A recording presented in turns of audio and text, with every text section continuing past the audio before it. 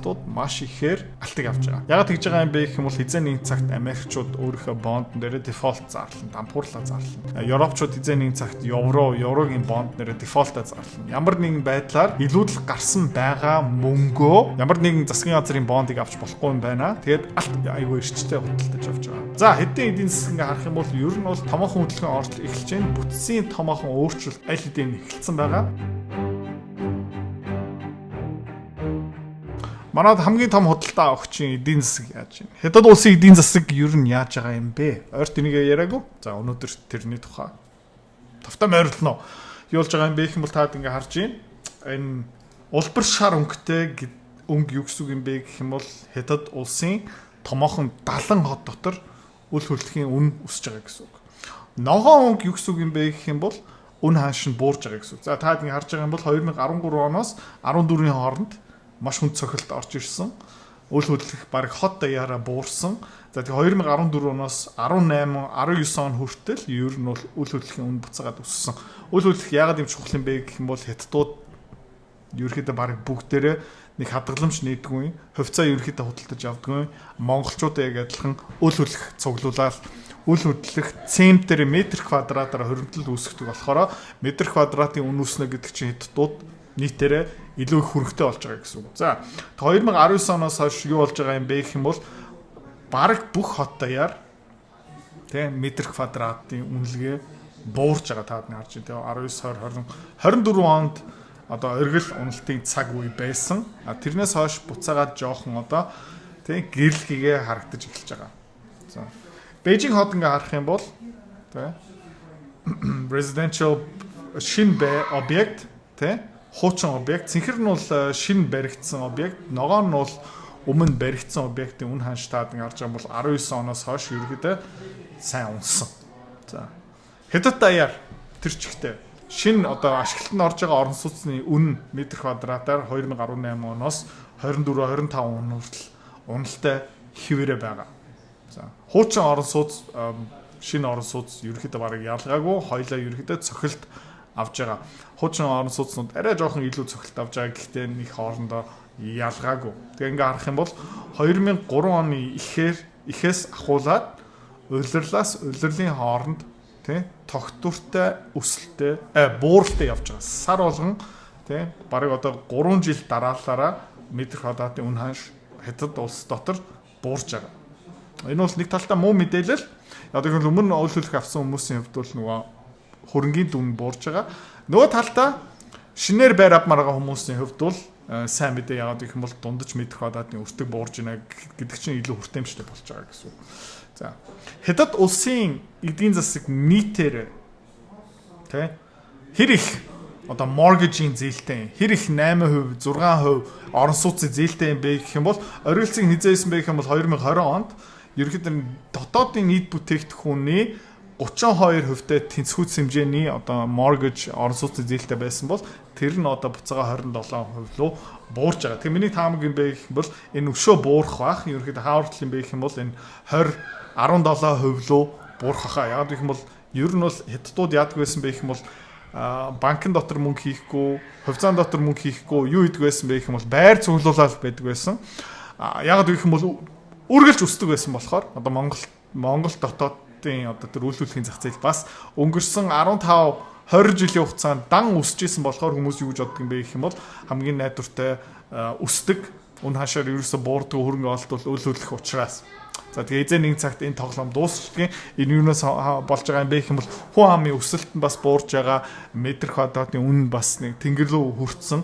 Тийм учраас буурах хандлага руу орж байгаа. Тэгээд одоо тэр алтан дүрм үргэлж байр ав шийзээч мөнгө алдахгүй тэр дүрм одоо ерөөдөө баг зэрэг хүчингү болж эхэлж байгаа.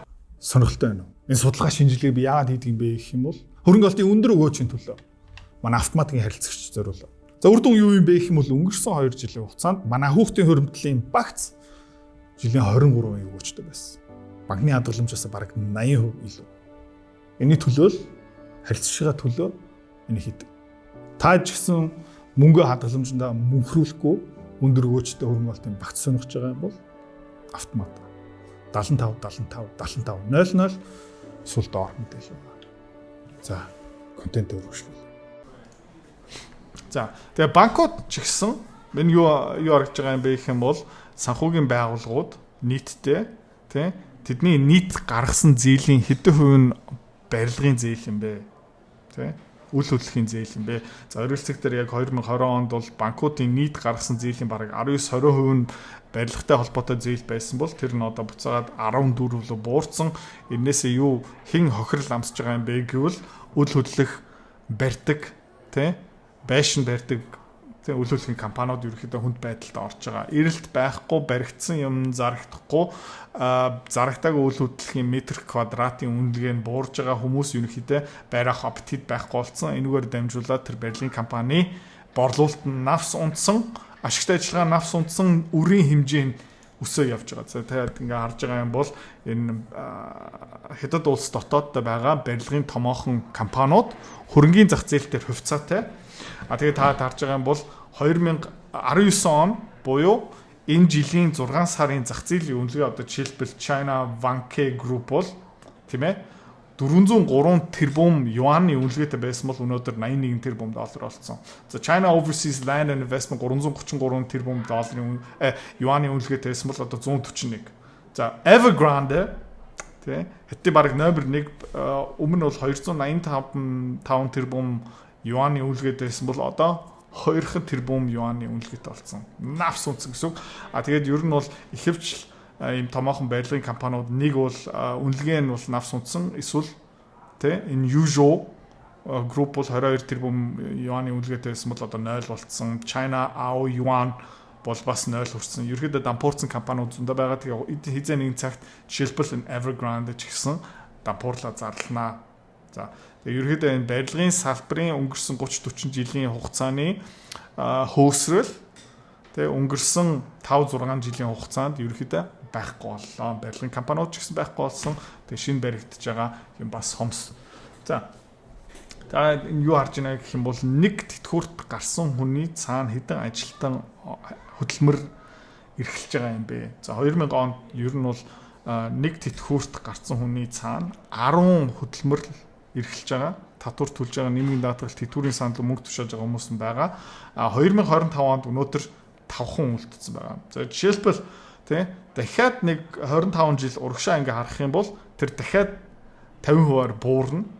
2050 онд Хятад улс дотооддоо нэг тэтгэврт гарсан хүний цаана 2.5 хүн тэтгэврийн саналуу нэмийн даатгалаа мөнгө төлж байгаа. Энэ бол томоохон асуудал. Тэгээд дууд юундаа найдаж байгаа юм бэ гэх юм бол төрөл тэг хүмүүс одоо хүүхдээ болох магадaltaй тэрнээр янз бүрийн арга хэмжээ авч байгаа. Бас энэ robotics. Гэхдээ энэ бол шийдэгдээгүй асуудал. Солонгос, Япон бүгдээрээ тэг Монгол дотроо ч гэсэн энэ асуудал удахгүй тэг гарч ирнэ.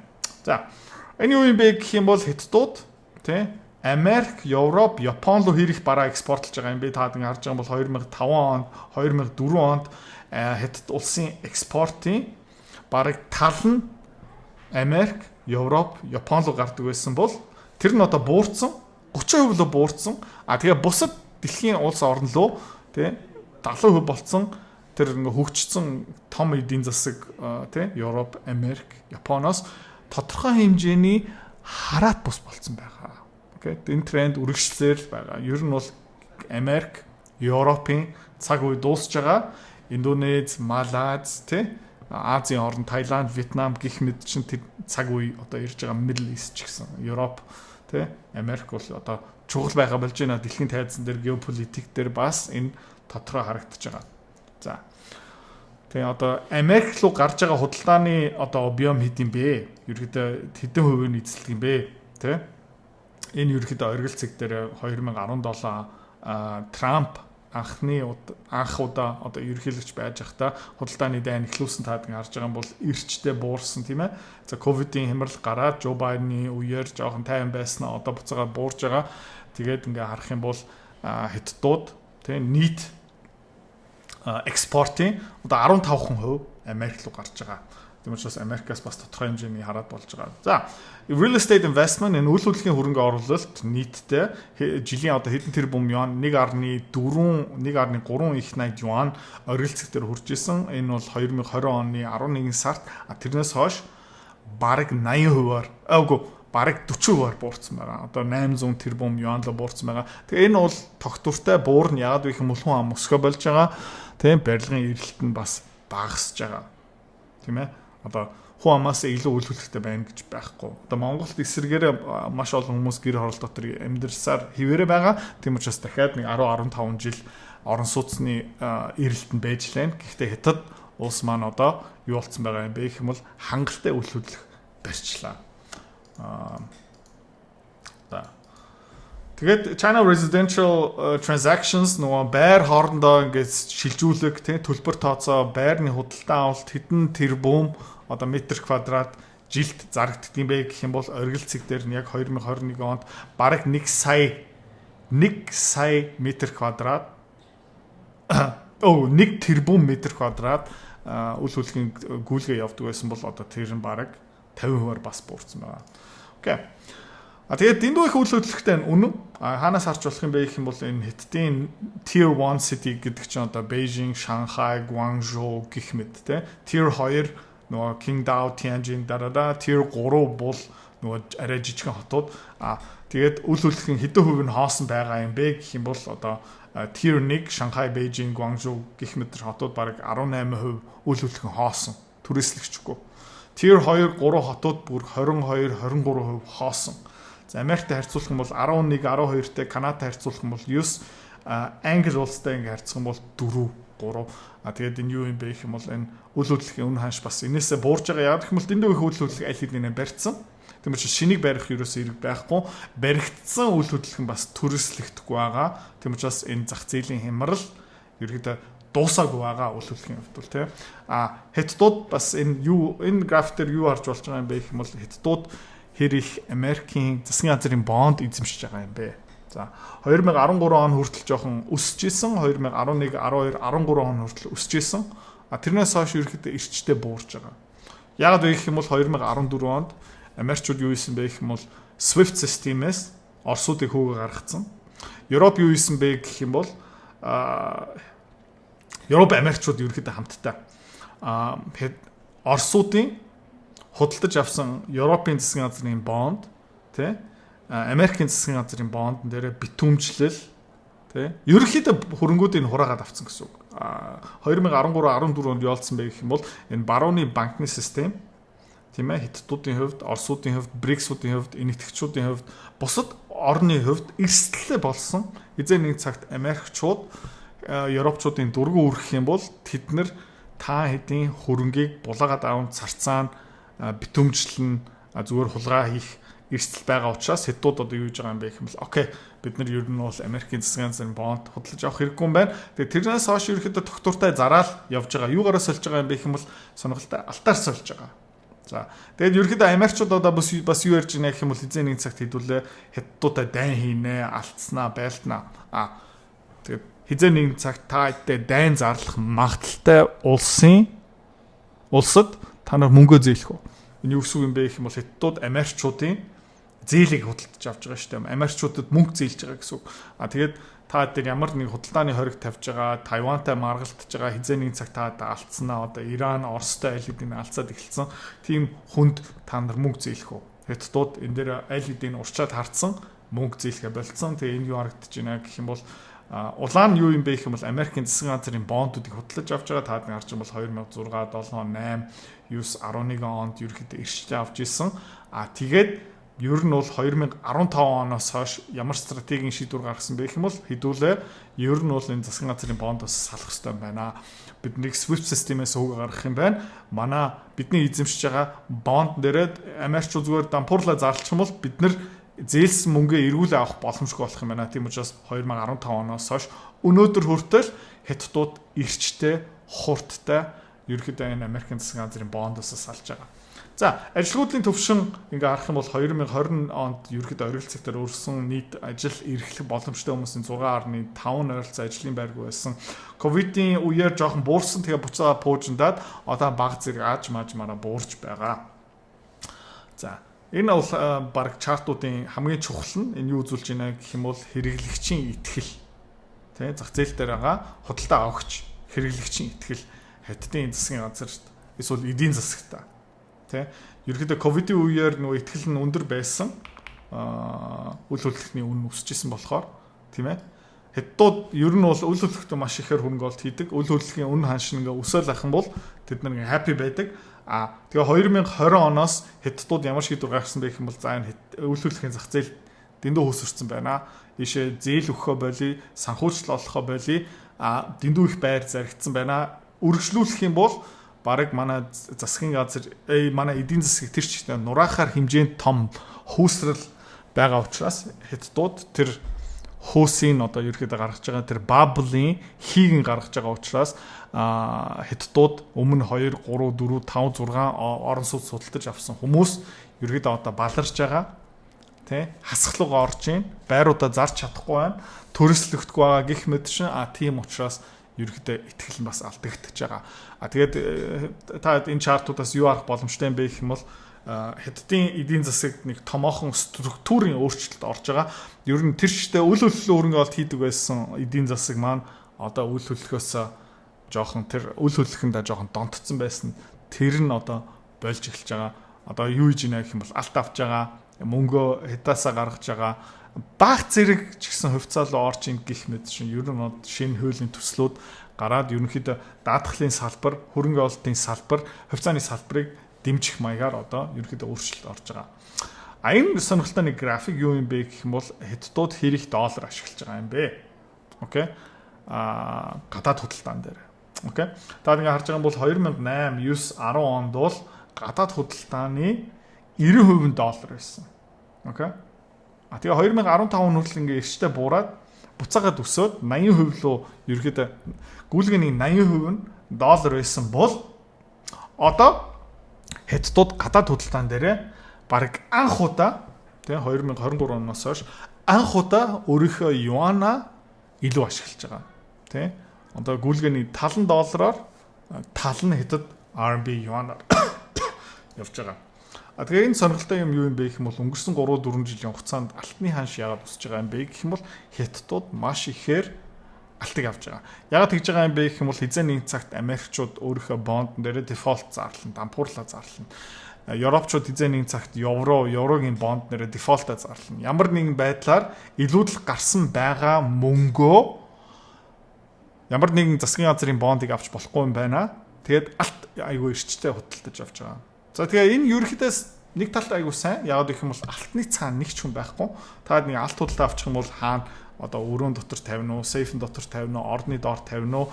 Тэгээ алтны үн ханш өсөд байх юм бол тэрнээсээ хохирж байгаа хүн ерөөсөө байхгүй. Тэгээд Америкчууд ерөнхийдөө бас энийг дэмжиж байгаа, Европчууд бас энийг дэмжиж байгаа, энэтхэгчүүд энийг дэмжиж байгаа, Оросууд ерөнхийдөө дэмжиж байгаа. Төв банкуд ерөнхийдөө аль хэдийн юу хараад эхэлсэн байгаа юм бэ гэх юм бол хизээ нэгэн цагт энэ санхүүгийн систем дуусна. Энэ шинээр тийм reset товчон дарагтны Америкийн засгийн газрын бонд, Герман улсын засгийн газрын бонд бла бла бла энэ бүгдээрээ буцаага цаас болчихно. Тэгээд шинэ санхүүгийн систем гарч ирэхээр тий бодиттой хөрөнгө хэрэгтэй юм байна. Тэр нь юу юм бэ гэх юм бол алт.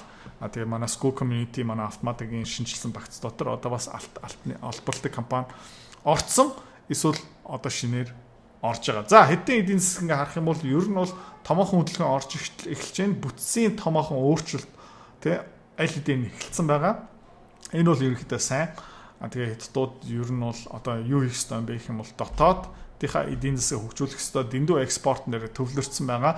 Энэ дээр бас эрчтэй даалгавар, гэрийн даалгавар одоо хийж байгаа. Тэгээ амжилттай хийж чадах нь уу богино хугацаанд үгүй юу? Хэд бол одоо харах хэрэгтэй. Одоо нэг томоохон асуудал юу юм бэ гэвэл нефтний үн ханш дөнгөж сая энэ Иран, Израилийн маргаанаас болж өссөн. Тэ? Европын энэ Украины дайнаас хятадууд юу хийж чадсан бэ гэх юм бол газ, нефттэй дэлхийн хамгийн хямдхан ханшаараа Оросуудаас авж байгаа. Тэгээд Иран улсаас нефт тий хамгийн хямдханаараа авж байгаа. Тэгээд ерөөдөө эдийн засгийн маш том дэмжлэг тулгуур болсон. Гэхдээ одоо эргүүлээд газ, нефтний үн ханш өсөд ирэх юм бол хятадууд эндээс маш том одоо нэлээд хараат байгаа. Тийм учраас нефтний үн ханш гинт $100, $110 руу пуужиндаад эхлэх юм бол хамгийн том цохилт авах нь хин бэ гэх юм бол Америк эдийн засаг тий. Тэгээ бүр амжилттай цохилт авах нь Европчууд. Тэгээ номер 3 хин бэ гэх юм бол хятадууд. Тийм учраас хятадын эдийн засаг ер нь бол тэ буцаагаад үсэх юм уу үгүй юм уу одоо угарлын цэг дээр явж байгаа хамгийн том нөлөө юу юм бэ гэх юм бол нефт газны үн ханш. За дараагийн видеон дээр эргээд уулзъя.